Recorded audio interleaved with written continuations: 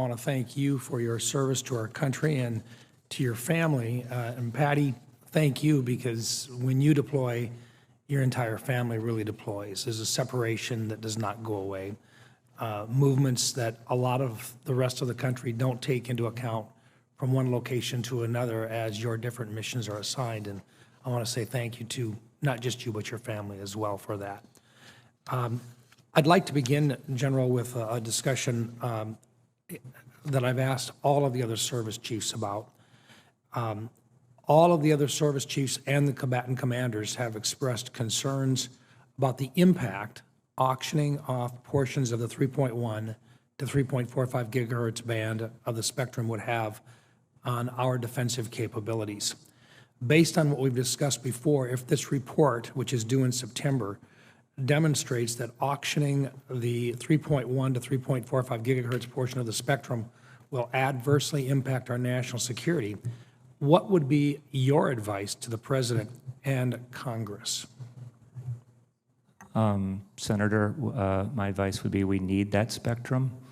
And if we were going to lose that, obviously it would be time and resources to be able to adjust to that capability.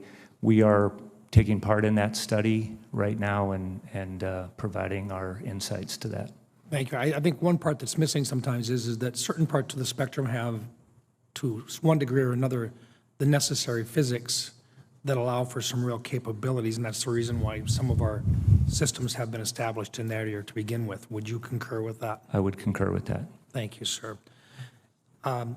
General, there's time here, it looks like right now there's perhaps a 90,000 personnel shortfall between the numbers within the Army and the numbers that we're projected to need.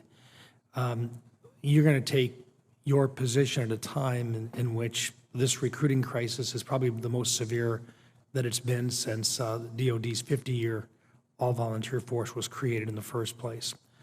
While the Army struggles to meet recruiting numbers, many have criticized what is viewed as an increased and an untoward emphasis on immutable characteristics like race and sex throughout the DOD. And the department has increasingly focused on new policies and plans in areas like equity, extremism, gender ideology, abortion, and sex change operations. There is even a growing bureaucracy focusing on these specific issues. I know that when you started, there was a concern about this may set us back a few years or it delays your movement into other activities and so forth. That was the way it was then, and that still is one of the concerns as you've expressed earlier. That did not stop us from meeting our recruitment goals 20 years ago, and while it may impact some today, I think there are other things that may have an impact as well, including the items that I've just discussed.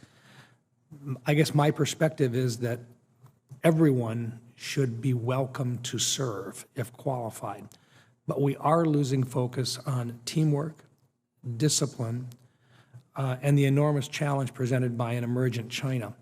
How do you see this issue, sir? And is this an area where when we start talking about all of these other items, are they impacting our ability to recruit young men and women? Senator, I would say yes.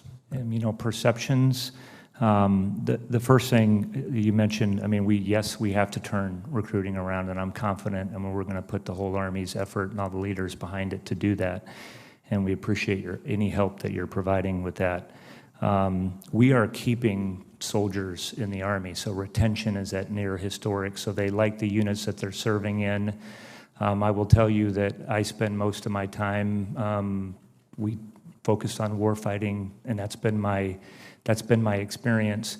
We do talk about building cohesive teams. That's also been my experience since I was first in. There are things that you have to do to make sure that you're bringing everybody together from across the country, and everybody has the same values and character as part of that's critically important to us. So I think anytime that there's a perception of something from somebody, because it's like I mentioned up front, it was a veteran that talked to me. It's coaches that talk to people and teachers, And I mean, I would want people to know that the Army is a great place to be.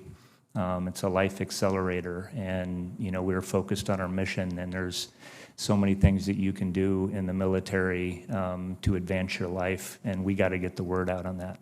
Thank you.